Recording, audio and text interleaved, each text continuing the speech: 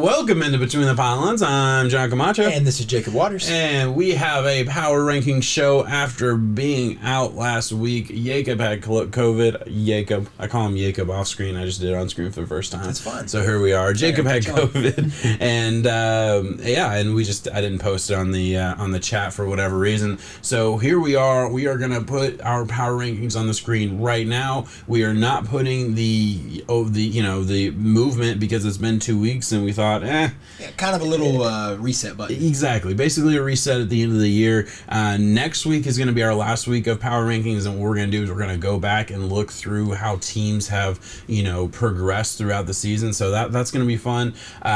This week, let's more so just look at, I'm kind of interested in that top, 10, top 12, and then the bottom 10, looking at some of the teams that are going to have top picks in the draft, or at least going to be giving top picks in the draft to other teams. That's certainly a part of it as well. And look, let's talk about the Packers. They've been number one for 7 weeks now? Yes. 6 weeks now? Yes. They're absolutely dominant. They're going to be getting that number one seed in the NFC. Can anybody beat the Packers right now? I wanted to say the Buccaneers, but, losing Antonio Brown, and I don't want to act like that's the main reason as to why, but there's multiple injuries on that team, and in that wide receiver core with losing Chris Godwin, he had a lot of meaningful minutes in last year's playoff games. Absolutely. He was quiet in some games, but the games that he was able to show up, it matters. It's so important to be able to be in crunch time and have guys that you trust. And, I know Brady will say it to the media and just be like, it's a next man up mentality. He'll always say the right thing. But deep down, he also knows the loss in having those go-to guys to where when you get on there, it's less about X's and O's and it's just your chemistry takes over. You're just kind of in a groove. You're getting going. I do think the Buccaneers took a big hit, and I felt like that was the next strongest team in the NFC. Cowboys are playing some really good football. I guess I just have a stigma in my head that I cannot get out, that the Cowboys are somehow able to overpower the Packers when it comes to playoff time, goes through Lambeau. I just don't know if that's going to happen. Yeah. You overlooked the team that I think is the dark horse to win it all. Rams, the right? Rams. Yeah, Rams for sure. I feel like they had a tough couple weeks. Seemed like right around the time they traded for Von Miller, everything was a little bit out of sorts. They lost some games that I don't think they should have lost. And now I think we're at a point where they are back on track. They are winning again. Odell Beckham getting used to that offense. Matthew Stafford, I do think, is a dominant player in this game. I think all around we're looking at a team in the LA Rams that can legitimately go into Lambeau and win a game in Lambeau. I do believe they have that ability both defensively and offensively. At the very least, I think regardless of how it goes, I think it will be, the team with the ball in their hand last wins that game. Yeah, I can see where you're saying that too, and props to McVay always having an experienced coach, because he is experienced now with the success of that team. As young as he is, it's wild to say that. Same from LaFleur.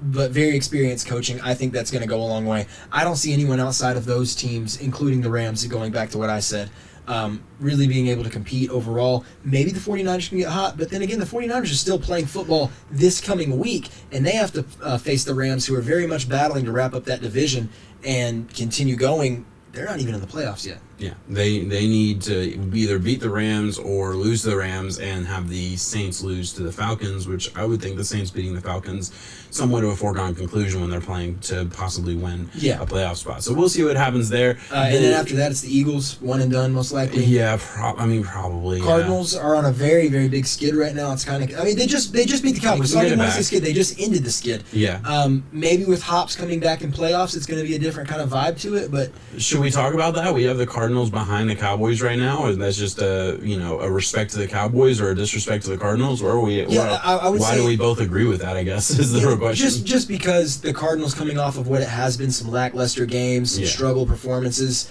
and they just were able to get it right with the Cowboys. But listen, I don't want to give excuses and make them, but I'm about to make them for the Cowboys. They were the most penalized team, and they have been the most penalized team. They had a lot of things that went against them that I just did not agree with a few times, and that really did turn the case the other way for the Cardinals. And I just don't know if the Cardinals are going to be able to really do it whenever it gets to playoffs. Like, Look, I'm worried about them. we talk about it all year. We are going to put the team that we think is better, not just the team that won this past week. And obviously, these teams played, and the Cardinals were better on Sunday. I think overall, the Cowboys are the better football team moving forward. Yeah. And you make them play 5 times, I think the Cowboys are going to win 3 or more. Just happen to lose that one. I think it's both good teams. Don't want to disrespect the Cardinals by any means, and I could be wrong in that statement altogether. The Cardinals could face the Cowboys in the playoffs and whoop their ass again. We'll see what happens there. But as of now, I do agree with the sentiment that the Cowboys are the better roster and the better football team moving forward. Titans feel like the team that doesn't fit in that top 5 or top 10 even.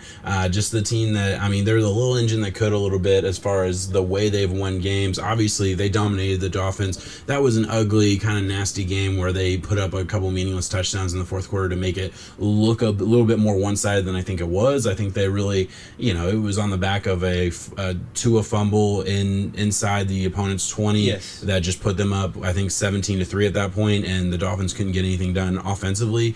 So, and again, it's the Dolphins, so it's not like the biggest win in the world anyway. This Titans team deserved to be considered a top 3 team in the NFL. I do. I give them props. I give Vrabel props for how they were able to get this running game going in spite of not having Derrick Henry. Because Derrick Henry would get the running game going regardless of what he has around him. But it was purely coaching as to how they're... And Deontay Foreman had some good runs in there, but the scheme, the offensive line, the way that they're able to run him right now, it's working. It's very impressive to see that they're able to go from that big of a talent discrepancy and plug and play, if you will. I mean, he had 120 yards and a touchdown, and they were able to use him all game, and it really was able to help Tannehill through the play action. Nothing was pretty at all. It was a lot of short routes, a lot of bootlegs to your tight end. They hit A.J. Brown a few times across the middle, but even at that, I don't think they targeted...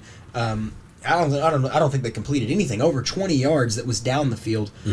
So it was all short, kind of kept in. But hey, Derrick Henry's back at practice. Yeah, Derrick Henry's coming back, and the Titans are the 1 seed as of now, and I'm pretty sure they're going to wrap it up with beating the Texans this next week and take care of business there.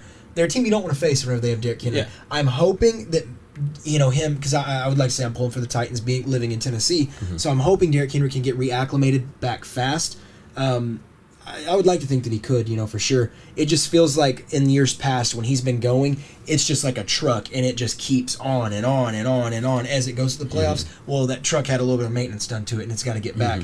So could be a little bit of an underwhelming performance getting back week 1, and you don't need that whenever your week 1 is in the divisional round. So looking at the Titans, let's just skip ahead a week, and assuming they beat the Texans, which I get, you can't assume anything in the NFL, but assuming they're able to take care of business against the Texans, they have that number 1 seed, they have that bye. Worst case scenario in the divisional round of the playoffs, they're playing the 4th seed. That's their worst case scenario. It might be the 7th seed, but worst case scenario, they're playing the 4th seed. They feel like a team that could lose to a 4th seed to me. I don't know. Even with Derrick Henry, they just, and I'm not trying to shit on them, like absolutely certainly deserve to be in the top 5 or top 7. I don't think I put them at the top 3 when I did my rankings, but when we matched them up, they ended up at 3. So I don't have a problem with it at all. It does feel like the team that, like, man, the Titans can just win any game and they can lose any game. That's the feeling that I have about the Titans this year. I have that kind of vibe though from almost every single team in the AFC. NFC, I can see a lot of consistency, a lot of games where they have showed up, shown out, and done the same thing again. There's a few little ticks and tacks here and there, but AFC wise, man, you look at the Titans with Derrick Henry. With Derrick Henry, they played some damn good football. That defense was going, so I'm going to give them the benefit of the doubt having him back and give that version of the Titans. That version of the Titans was still just volatile, though. I mean, there's a chance that they could lose. The Chiefs have had their struggles. The Chiefs just lost to a Bengals team where the Bengals, who knows if they come and they either show up their or don't. offense has been shut out, and then if their offense is shut out, there's just nothing they can do about that. You know, who else? The Chargers have had their games where Herbert and those weapons shown out, taking care of business for sure. Buffalo, very one-dimensional through the air attack, and if that gets shut down, Josh Allen struggles. Patriots lost some games. I just don't know if there's a team It just depends on who can show I think you their explained best it the version of best. football. Yeah, I think you explained it best. I really do, because you look at the AFC, NFC feels a little bit more, it's one of those 4 teams that are probably going to get to the end. The AFC, I could really see a 6 or 7 seed team going on a run. It wouldn't surprise me a bit if the Bengals were in the Super Bowl. It wouldn't surprise me a bit if the Chargers were in. I mean, I guess it would be surprising. It would be surprising. Give it to the Indianapolis Colts, though. Indianapolis Colts, I think that could be a nightmare matchup for the Titans, and a very, very likely one at that. You don't want to play them a third time. Yeah, it's like teams don't beat teams 3 times in the NFL. It doesn't happen that often. I mean, look at last year. The Saints beat the Bucks twice in the regular season. What happened in the playoffs? Yeah, dominated them twice in the regular season. And, I've had their number this past year, too. I don't know. It's interesting, and I think you explained it really well with the AFC. Every single team seems to either, come out on fire or come out a little bit lackluster. Patriots are almost the most consistent, but we've seen them falter a little bit, and we know how to beat the Patriots, too. Great defense, but their offense is slightly one-dimensional. I don't think one-dimensional is the right word, but beatable, I guess they'll say. If you can put up points, you're going to win. They're limited by, I think, their lack of overall talent. Bill does every single thing that he can on that team with what he's got. Yeah. But at the end of the day, there's only so far. Like, if we're talking, they're down 10 points with 11 minutes left in the fourth. I think we kind of know how that one's wrapping up. Yeah. If it's Pat Mahomes, on the other hand, with their star power, they can surpass any expectations on that because of their ability. I would go so far as to say every other team in the AFC that's looking like a team that's going to make the playoffs probably could come back from a 10-point deficit in the fourth. Because they have that one guy that you can point to and be like, hey, he can do that, he can do that. Well, for the Patriots, it's the overall scheme on Bill. Yeah, absolutely. And I don't want to take anything away from Mac Jones or that offense. That just doesn't feel like they don't have that number 1 receiver. They have a good running game, but they don't have that number 1 running back that you're not dissing of. them by saying that Mac's not a true threat of he's very talented. Yeah. And he's going to be on the Patriots for a long time. But, the Colts, Jonathan Taylor, the Bengals, Joe Burrow, Jamar Chase, Chargers, Herbert, Eckler, Ravens, Lamar, if the Ravens somehow find a way into the playoffs, I know that their secondary is just trash right now, and teams are able to throw the ball with you at will, but you do not want to face an MVP caliber talent like Lamar. Mm-hmm.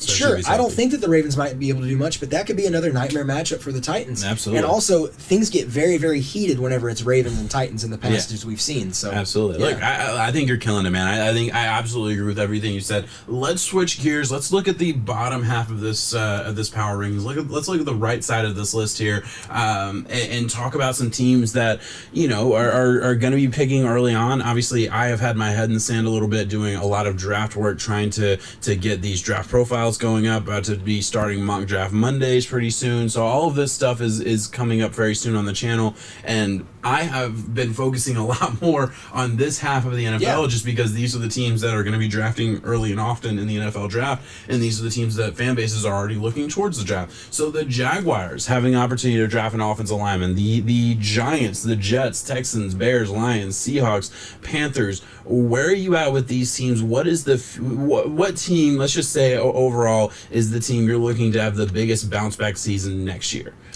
So I mean, you got to look at the picks from like 4 to 8 right there, because where it stands right now, I believe that goes Jets, Giants. Those teams have the capability to make the biggest impact. Mm-hmm. I don't know primarily where they're going to target. This is a defensive heavy class for a lot of these picks up top. Absolutely. A lot of good players that can be taken right there.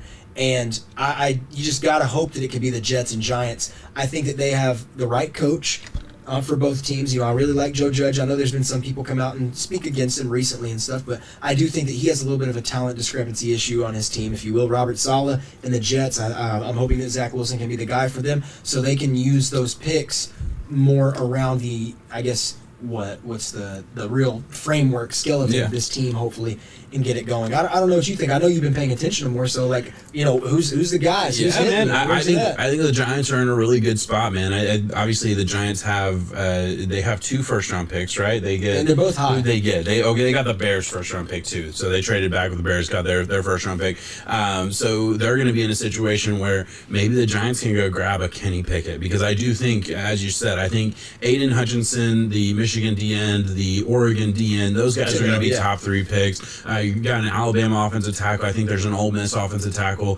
Those guys I haven't watched. I don't usually watch offensive linemen until near the end, getting close to their draft. But they're projected to be top 10 picks. So you got guys like that are going to get sprinkled in, and then really you talk about last year we had 5. Not in the first 5 picks, it was either quarterback or skill position player, right? It was one of the first times like the offensive lineman went 6 overall. The rest of them were either wide receiver, a tight end, or a quarterback, right? And that just doesn't happen. Tight end was a very good class. Yeah, absolutely. This is not going to be that class. This is going to be we've been hearing Derek Stingley's name for a while, the cornerback at LSU. He'll probably be a top 10 pick. There's some good wide receivers. There's some good running backs. I've watched a lot of them already, but there's some depth there in the second or third rounds. There's not a whole lot of guys that I look at as holy shit top 10 pick. So that's okay. When you're looking at teams like the Jets, they need D-line.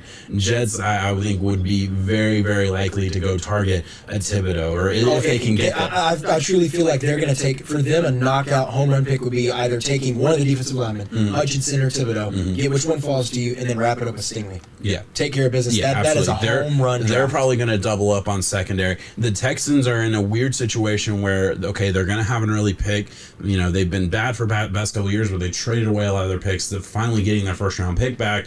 Are they out on Deshaun? Is Deshaun done? Are they going to go get Kenny Pickett? In my head right now, Kenny Pickett is the number 1. I think Sam Howell's the number 2, but I consider Kenny Pickett worthy of a top 5 pick. I think that's where we're going to go with it. I know everyone's touted this quarterback class is terrible. It's not as good as last year's by any means. Certainly, in my head, the top 2 last year were as good as any top 2 that we've seen in the past couple of years. I think Kenny Pickett probably would have fallen right behind Zach Wilson for me if I ranked all the quarterbacks from the past 2 years. So I really like Kenny Pickett. I loved Zach Wilson last year, so if you know my stance, like, that's still a pretty big compliment. Yeah. And then Sam Howell probably would have, I don't know where I would have ranked him, but Sam Howell I do definitely think is a first round caliber quarterback. And then so I definitely think there's an opportunity for like the Giants, if they're done with the Jones experiment.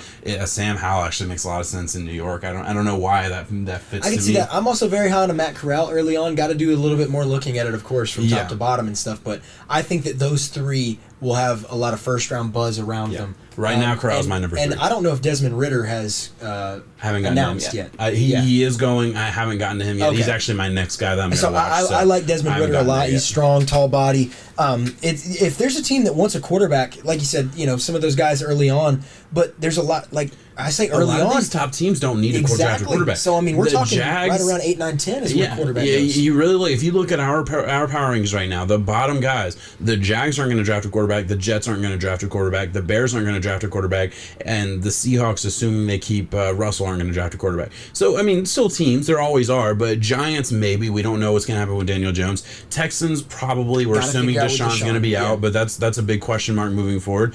The Bears aren't, I already said. Lions, probably, but again, it wouldn't surprise me a bit if they said, give us another year.